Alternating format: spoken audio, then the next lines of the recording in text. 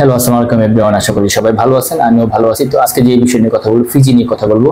তো ভিডিওটা শুরু করার আগে বলতে চাই, যারা আমার ইউটিউব চ্যানেল এখনো সাবস্ক্রাইব করেন, সাবস্ক্রাইব করে নেবেন, আর আমার ফেসবুক পেজে আমাকে ফলো করবেন। আর যদি ভিডিওটা ভালো লাগে একটা লাইক শেয়ার অবশ্যই করতে ভুলবেন না। তো আজকে যেহেতু ফিজি নিয়ে কথা বলবো, অনেকে আমাকে রিকোয়েস্ট করছেন যে ভাই আমি ফিজি যাব, কোন কাজের ক্ষেত্রে গেলে ফ্যাসিলিটি ভালো ভালো পাবো, কোন কাজের ক্ষেত্রে ভিসাগুলো বেশি হয় ফিজির ক্ষেত্রে। তো আজকে এই বিষয় নিয়ে কথা বলবো।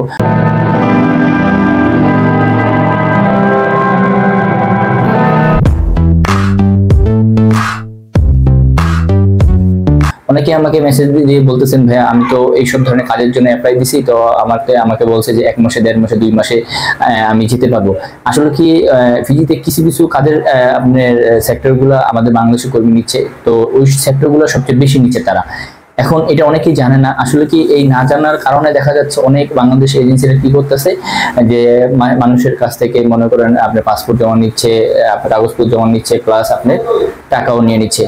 আসলে কি ফিজির ক্ষেত্রে আপনি যখন যে কোনো এজেন্সির মাধ্যমে যান না কেন, যারা ফিজির ক্ষেত্রে যারা লিগেল ভাবে যারা কাজ করে, সেই ক্ষেত্রে দেখা যাচ্ছে তারা অগ্রিম কোনো টাকা নেয় না। তো আর কিছু কিছু এজেন্সি আছে তারা অগ্রিম টাকা নিয়ে নেয়। আসলে কি এটা তারা হয়তো ফিজি সম্পর্কে জানো না, ফিজি কিভাবে কাজ করতে হয়, কিভাবে কাজ করলে ফিজির একটা ভিসা বের করা যায়। তো এটা যারা জানে খুবই অল্প সংখ্যা লোক জানে, বেশি সংখ্যা লোক জানে না। তো যাই হোক, অনেকে আমাকে বলছেন যে ভাইয়া আমি এই কাজে গেলে কি কি কাজে গেলে আমি সুযোগ সুবিধা পাবো, কি কি কাজের ক্ষেত্রে ফিজিতে ভিসা হয়। তো অনেকে আমাকে বলছিলেন, তো আমি আপনাকে একটু বলে দিই। আসলে কি ফিজি আমাদের এরকম একটি দেশ, ফিজিতে বেশিরভাগ হচ্ছে কি আপনার স্কিল ওয়ার্কার নেই বেশিরভাগ ক্ষেত্রে। কেননা দেখা যাচ্ছে আমরা ফিজি যাই কেন, আমাদের দেশের টাকা থেকে ফিজির টাকার মান একটু বেশি। সেক্ষেত্রে দেখা যাচ্ছে যে আমরা ওখানে গেলে আমরা আমাদের বাংলা টাকা কনভার্ট করে যখন আমরা হিসাব করি, সেক্ষেত্রে দেখা যাচ্ছে আমাদের বাংলা টাকাটা একটু বেশি হয়, মানে ফিজি টাকাটা থেকে আমাদের বাংলাদেশের টাকা একটু বেশি হয়। সেই ক্ষেত্রে আমরা ওখানে যাই। আর ফিজিয়ান আমাদের কেন নয়, আমি এটাও একটু আপনাদের বলে দিই। আসলে কি ফিজিয়ান যারা ফিজিতে যারা কাজ করে, ফিজিয়ান তারা কিন্তু কাজ করে, কিন্তু তারা কি করে কিন্তু তাদের দেশে করে না। তারা কি করে অন্য অন্য দেশে চলে যায়। কেন চলে যায়? এখন দেখা যাচ্ছে তারা যেই কাজটা তাদের দেশে করে, সেই কাজটা যদি তারা অন্য দেশে যেয়ে করে, কিন্তু তাদের আপনি যে স্যালারিটা মানে এটা মানে 10 গুণ 20 গুণ হয়ে যায়। সেই ক্ষেত্রে দেখা যাচ্ছে তারা অন্য দেশে চলে যায়, আর সেই ক্ষেত্রে তারা নিজের দেশে করে না। কিন্তু আমাদের বাংলাদেশে যারা ফিজিতে যে কাজ করতেছে, তারা করতেছে কেন? ওই যে ফিজির টাকাটা মান একটু বেশি, আমাদের দেখা যাচ্ছে ফিজির $1 আমাদের বাংলাদেশি টাকা প্রায় 50 থেকে 52-53 টাকা এরকম বর্তমানে চলতেছে। তো সেই ক্ষেত্রে দেখা যাচ্ছে ভালো একটা অ্যামাউন্টে ইনকাম করে আমাদের বাংলাদেশে পাঠাতে পারে যারা বর্তমানে কাজ করতেছে। তো ফিজিতে এই যে দিন দিন দেখা যাচ্ছে আমাদের বাংলাদেশ থেকে আগে একদম অল্প সংখ্যা লোক ছিল, বেশি সংখ্যা লোক ছিল না, খুবই অল্প সংখ্যা লোক ছিল। তখন এক সময় দেখা যাচ্ছে যে ফিজিয়ান যারা ফিজিতে কাজ করতো তারা অন্যান্য দেশে চলে যাওয়াতে দেখা যাচ্ছে ফিজিতে অনেক কোম্পানি আছে, সেই কোম্পানিগুলো অচল হয়ে যাচ্ছে। তো কেন অচল হয়ে যাচ্ছে? তারা লোকের জন্য তারা সেই কোম্পানি চালাতে পারতেছে না। সেই ক্ষেত্রে দেখা যাচ্ছে তারা আমাদের বাংলাদেশের পাশাপাশি যেমন নেপাল, ইন্দোনেশিয়া, আপনার শ্রীলঙ্কা, এইসব দেশেতে লোক নিচ্ছে। সেই ক্ষেত্রে দেখা যাচ্ছে তারা লিস্টে প্রথমে রাখছে আমাদের বাংলাদেশি লোক, কেননা বাংলাদেশি লোকরা অনেক পরিশ্রমে কাজ করতে পারে, তারা কাজের প্রতি পারদর্শ। তো সেই ক্ষেত্রে দেখা যাচ্ছে যে আমাদের বাংলাদেশি লোক তারা বেশি নিচ্ছে। এখন অনেকেই আমাকে বলছে যে ভাই আমি তো কি কি কাজে গেলে আমাকে আমি যেতে পারবো, সুযোগ সুবিধা পাবো। আসলে কি ফিজিতে বেশিরভাগ হচ্ছে কনেকশন সেক্টর কাজগুলা। এখন কনেকশন সেক্টরের যে কাজগুলো, এটার ভিতরে কিছু কিছু ক্যাটাগরি আছে, যেরকম আপনার মেশন, যেমন রাজমিস্ত্রি, যেমন আপনার প্রিন্টার মানে রঙের যারা কাজ জানেন, তারপর হচ্ছে আপনার প্লাম্বার যারা প্লাম্বারের কাজ জানেন, দেখা যাচ্ছে যে যারা আপনার ওয়েল্ডার ওয়েল্ডিং এর যারা কাজ জানেন, আর এটার পর হচ্ছে যারা carpenter, finishing carpenter, shuttering carpenter. তো এইগুলো হচ্ছে আপনার কনস্ট্রাকশন সেক্টরের ভিতরে আপনার পড়ে। তো এই যে দেখা যাচ্ছে ফিজিতে এই ক্যাটাগরি অসংখ্য লোক ফিজিতে নিচ্ছে। কেন দেখা যাচ্ছে ফিজিতে কিন্তু আসলে কি একসময় বড় কোনো ঘরবাড়ি ছিল না, সবে ছোট ছোট ঘরবাড়ি ছিল। তো আমাদের বাংলাদেশের লোক যায়, যে পাশাপাশি ইন্ডিয়ান যত বড় বড় ইঞ্জিনিয়ার আছে তারা ওখানে গেছে, যাওয়ার পরে ফিজিতে দেখা যাচ্ছে কয়েকটা বিল্ডিং করছে। ওই কয়েকটা বিল্ডিং দেখে দেখে মানে অন্য ফিজিয়ান যারা ছিল, তো তারা কি করছে, তারাও নিজেরাও ওরকম ধরনের বিল্ডিং বর্তমানে করতেছে। তো সেই ক্ষেত্রে দেখা যাচ্ছে আমাদের বাংলাদেশের শ্রমিকের অনেকটা চাহিদা ওখানে মানে বেশি হয়ে গেছে। তো সেক্ষেত্রে বাংলাদেশে লোক নিচ্ছে। এখন এই যে কনেকশন সেক্টরে যে কাজের কথা আমি আপনাদের বললাম, এই কাজের ক্ষেত্রে যদি আপনাদের কমপক্ষে 2 থেকে 3 বছর অভিজ্ঞতা থাকে, দেন তাহলে আপনি ফিজিতে যেতে পারবেন। তো এটা আপনার কাজের উপরে, যোগ্যতার উপরে তারা স্যালারিটা নির্ধারিত করে। আসলে কি ফিজিতে আপনি যদি কনেকশন সেক্টরে যদি যান, একজন আপনি কার্পেন্টার হিসেবে যদি যান, শাটারিং কার্পেন্টার হিসেবে যদি যান, সেক্ষেত্রে আপনাকে $5 থেকে $5.5 সর্বোচ্চ আপনাকে পার ঘন্টা হিসেবে স্যালারি দিবে। অনেকে আপনাকে বলবে যে $7 $8, না এরকম হয় না। ফিজির ক্ষেত্রে যদি আপনি সর্বনিম্ন একটা আপনাকে ওই দেশে একটা স্যালারি ধার্য করা থাকে, সেই ক্ষেত্রে দেখা যাচ্ছে আপনাকে $5 থেকে $5.5 ফিজিয়ান ডলার পার ঘন্টা হিসেবে দিবে। মানে আপনি যদি 1 ঘন্টা কাজ করেন সেক্ষেত্রে আপনি ফিজি $5 পাবেন। তো এখন ওখানে দেখা যাচ্ছে আপনার বেসিক 8 ঘন্টা আপনাকে কাজ করাবে। এখন 8 ঘন্টা পরে যদি আপনি কাজ করেন সেটা আপনাকে ওভারটাইম দিবে ওই দেশের আইন অনুযায়ী। দেখা যায় 10 জন যেরকম পায় আপনাকে সেরকমই দিবে। এইগুলো কনস্ট্রাকশন সেক্টরে। এখন আরেকটা সেক্টর আছে আমাদের বাংলাদেশ থেকে প্রচুর লোক নেয়। এই সেক্টরগুলো হচ্ছে কিরকম, যেমন আপনার গাড়ির লাইনে, যেমন গাড়ির যারা দেখা যাচ্ছে যে আপনার এই ডিজেল মেকানিক্স, তারপর হচ্ছে আপনার বড় বাস মেকানিকের যারা কাজ জানেন, অটো ইলেকট্রিশিয়ান, তারপরে আপনার এই যে আমাদের বাংলাদেশের বড় বড় যে বেকুগুলো আছে এই বেকু অপারেটর নেয়। তারপর হচ্ছে এই বেকুর যে আপনার যে ইঞ্জিনের যে কাজগুলা এই কাজের জন্য তারা নেয়।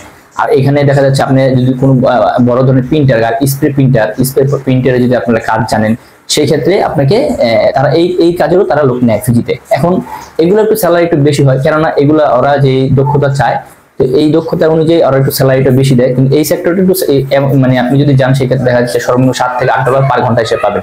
এখন অনেক কোম্পানি আছে $10 দেয়, $9 দেয়, এটা কোম্পানির উপরে নির্ভরশীল করে। তো এইগুলো হচ্ছে কি একটু স্যালারিটা বেশি হয়, কেননা এই কাজের টেকনিশিয়াল কাজ যারা জানে তারা তো দেখা যায় ছোটখাটো যদি আপনি 1 বছর 1.5 বছর যদি কাজ করেন সেই ক্ষেত্রে তো আপনার এত অভিজ্ঞতা থাকে না, কিন্তু তারা এটা কমপক্ষে 3 4 5 বছর অভিজ্ঞতা নেয়। সেই ক্ষেত্রে এটা কাজের পরিশ্রম অনুযায়ী আপনাকে তারা স্যালারিটা একটু বেশি দেয়। এইগুলো এটা সেক্টর। এখন কথা হচ্ছে অনেকে আমাকে বলে যে ভাই রেস্টুরেন্ট, ফ্যাক্টরি, রিসোর্ট এইসবের কি ভিসা হয়? না, এইসবের ভিসা হয় না, কিন্তু কিছু কিছু আপনার সেভের ভিসা হয়। যেমন আপনি রেস্টুরেন্টে যে আপনি বাবুর্চির কাজ জানেন, তো এগুলো হচ্ছে কি আপনার বাবুর্চির কাজের কিছু ভিসা হয়, সেগুলো হচ্ছে কি অল্প সংখ্যা। দেখা যায় একটা রেস্টুরেন্ট আছে, রেস্টুরেন্টের জন্য তারা 1 জন 2 জন 3 জন লোক নিবে, এগুলো আহামরি কিছু না, এগুলা আপনার দেখা যাচ্ছে অল্প সংখ্যা কিছু তারা লোক নেয়। এখন অনেকে আমাকে বলে যে ভাই আমি সুপার শপে যাব। আসলে কি ফিজিতে সুপার শপে লোক নেয় না এমন কোনো কথা নাই, নেয়। এখন অনেকে বলে যে ভাই আমি সুপার শপে স্টোর ম্যানেজার হিসেবে যাব অথবা সেলস ম্যানেজার হিসেবে যাব, এগুলো হয়। এগুলো এখন দেখা যাচ্ছে যে এক সময় এগুলা লোক খুব অল্প নিচ্ছে, এখন দেখা যাচ্ছে মাঝেদা নেওয়া বন্ধ করে দিছে, কিন্তু এখন বর্তমানে নিচ্ছে। কেন নিচ্ছে? ওই যে আমি আপনাকে বললাম, এখন দেখা যাচ্ছে আপনি ওখানে কাজ করছেন, কাজ করার পর আপনার অন্য দেশ থেকে একটা ভালো একটা অফার আসছে, আপনি চলে গেছেন। কেন চলে গেছেন? কিন্তু আপনি যে ফিজিতে যে কাজটা করতেছেন সেই কাজটা যদি আপনি অন্য দেশে যে করতেছেন সেই ক্ষেত্রে আপনার স্যালারিটা 3 গুণ থেকে 10 গুণ তারা দিচ্ছে। কিন্তু এটা সবার ক্ষেত্রে না, এটা ফিজিয়ান ক্ষেত্রে। কিন্তু আপনি যদি যান ফিজি থেকে অন্য দেশে আপনি যেতে পারবেন না। এখন কথা হচ্ছে যে এই সুপার সেক্টরের ভিতরে দেখা যায় স্টোর ম্যানেজার ওরা লোক নেয়, তাও কি সংখ্যা 1 জন 2 জন, এর বেশি না। এটার পর হচ্ছে দেখা যায় আপনার সুপার শপের ভিতরে যে স্টোরে যে মাল সাজানো থাকে, দেখা যায় একটা মাল বিক্রি হলো, বিক্রি হওয়ার পরে সেই মালটা আপনাকে বলবে ওয়ার হাউস থেকে নিয়ে এসে এখানে ডিসপ্লে করেন। তো এই সেক্টরে এই যে কাজগুলো, এই কাজগুলো আমাদের বাংলাদেশে অনেক লোক বর্তমানে করতেছে, প্লাস তারা নিচ্ছে। এখন এটার পর হচ্ছে দেখা যাচ্ছে যে আপনার অনেকে আমাদের বাংলাদেশ থেকে অনেকে লোক যাচ্ছে, কিরকম কাজে যাচ্ছে আপনি একটু বলে দিই। যে অনেকে দেখা যাচ্ছে যে আপনার মাংস কাটার, দেখা যাচ্ছে আপনার আসলে ফিজিতে মাছ মাংস এগুলো কিন্তু আপনার কিছু কাটা থাকে, কিছু আবার দেখা যাচ্ছে যে আলাম থাকে। মুরগি যেটা এটা আলাম থাকে, দেখা যাচ্ছে গরুর গোশ এগুলো আলাম থাকে, পরে দেখা যাচ্ছে খাসির গোশ এগুলো আলাম থাকে। আলাম বলতে কি দেখা যাচ্ছে বড় বড় পিস করা থাকে। তো সেই ক্ষেত্রে দেখা যাচ্ছে অনেক কাস্টমার কিনে 1 কেজি 2 কেজি এরকম কেনার পরে বলে আমাকে এটা কেটে ছোট করে দেন। তো সেই ক্ষেত্রে দেখা যাচ্ছে এই যে মাছ কাটার, মাংস কাটার কিছু লোক তারা নিচ্ছে, প্লাস কিছু আমাদের বাংলাদেশের লোক কাজ করতেছে বর্তমানে। তো এইগুলো সেক্টরে যারা কাজ করতেছে সবাই ভালো আছে। আর দেখা যাচ্ছে এটা আপনার কোম্পানির উপরে ডিপেন্ড করে, তারপর হলে দেখা যাচ্ছে যে সুযোগ সুবিধা দেয়। এখন ফ্রিতে যেগুলো আছে বড় বড় কোম্পানি এজ আ ফ্যাসিলিটি একটু ভালো দেয়, যেমন গ্রুপ কোম্পানি যেগুলো আছে এগুলো ফ্যাসিলিটি ভালো। যেগুলো একটু ছোট ছোট কোম্পানি দেখা যাচ্ছে যে তাদের ওখানে, যেগুলো ছোট কোম্পানি তাদের ওখানে লোক কম কাজ করে, কিন্তু তাদের দেখা যাচ্ছে ওই হিসাব করে তারা লোক নেয়, কিন্তু তারা বেশি লোক নেয় না। এখন বর্তমানে এরকম হয়ে গেছে, দেখা যায় একটা সময় প্রচুর লোক গেছে, কিন্তু এখন বর্তমানে একটা কোম্পানিতে একটা লোক নিতে গেলে দেখা যাচ্ছে যে আপনার অনেক যাচাই বাছাই হয়।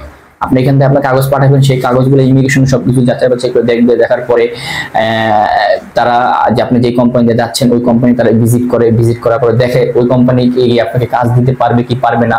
যদি দেন, তারা যদি দেখার পরে যদি মনে হয় যে না এই লোক সে বাংলাদেশ থেকে এনে সে কাজ দিতে পারবে, তার কোম্পানির ওরকম ক্যাপাসিটি আছে, তো সেই ক্ষেত্রে ইমিগ্রেশন থেকে বর্তমানে ভিসা দেয়। তো একসময় অনেক সহজ ছিল, কিন্তু এখন এটা কঠিন করছে। কেন কঠিন করছে? দেখা যাচ্ছে একটা কোম্পানিতে যখন লোক নেওয়ার পর যদি সেই কোম্পানি যদি তাকে ওই যেটা বলার পর যদি না দিতে পারে, সেক্ষেত্রে দেখা যাচ্ছে ওই লোকের ওখানে যাওয়ার পরে অনেক ধরনের রিপোর্ট করে। তো সেই ক্ষেত্রে দেখা যাচ্ছে এখন ইমিগ্রেশন এরকম অবস্থা হয়ে গেছে, ইমিগ্রেশন যাচাই বাছাই করে তারপর হচ্ছে সেই ভিসাগুলো দেয়। দেন এই যে আমি যে কাজগুলো বললাম আপনাদের, আসলে কি এই কাজে যাদের দক্ষতা আছে, অভিজ্ঞতা আছে, তারাও আপনারা ফিজিতে যেতে পারবেন। আর ফিজিতে কিছু কিছু আনস্কিল লোক নেয়। কিরকম নেয় আমি এটাও আপনাদের বলি। দেখা যাচ্ছে একটা কোম্পানিতে 5 জন লোক নেয়, সেই ক্ষেত্রে দেখা যাচ্ছে তারা আনস্কিল চায়। যেমন দেখবেন অনেকে আপনার সোমিল আছে, তারপরে অনেকে কোম্পানি আছে লোড আনলোড করতে হয়, সেই ক্ষেত্রে তারা আনস্কেল গুলো নেয়। তো সেই আনস্কেল গুলোর স্যালারিও এরকম হয় $5 থেকে $5.5 সর্বোচ্চ, কিন্তু $5 ভিতরেই থাকে। এর বেশি আমার জানা মতে হয় এরকম দেখা যায় $5, 10 সেন্ট, 20 সেন্ট, 30 সেন্ট এরকম দেয়। কোনো কোনো কোম্পানি $5.5 দেয়।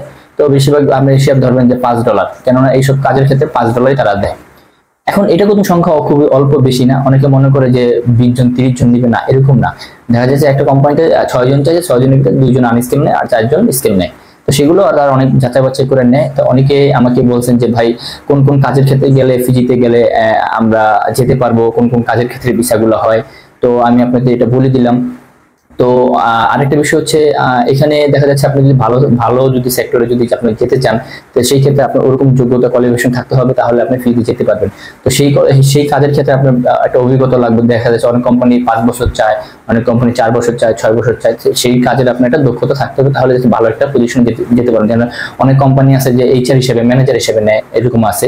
তো ওগুলো ওরা অনেক হাই এডুকেশন, হাই কোয়ালিফিকেশন দেখে তারপর নেয়। তো যাই হোক, অনেকে আমাকে বলছেন যে ভাই কি কি বিষয়ে আমরা যেতে পারবো, এই নিয়ে একটা ভিডিও বানান। তো আমি এই ভিডিওটা আপলোড করলাম। আশা করি এখন থেকে প্রতিদিন আপনারা ভিডিও পাবেন, কেননা দেখা যাচ্ছে বিগত এই 15 দিনের ভিতরে অনেক মানে একটা গ্যাপ চলে গেছে, অনেকগুলো ভিডিও আপলোড করতে পারিনি। তো যাই হোক, সবার রিকোয়েস্ট অনুযায়ী ভিডিওটা করা। যদি ভিডিওটা ভালো লাগে অবশ্যই আমার ইউটিউব চ্যানেল সাবস্ক্রাইব করবেন, আমার ফেসবুক পেজ আমাকে ফলো করবেন। আর আপনারা কোন ধরনের ভিডিও চাচ্ছেন আমাকে বলবেন, আমি চেষ্টা করবো ওই ধরনের ভিডিও আপনাদের মাঝে আপলোড করার জন্য। তো সবাই ভালো থাকবেন, আজকে এই পর্যন্তই, আবার দেখা হবে, আল্লাহ হাফেজ।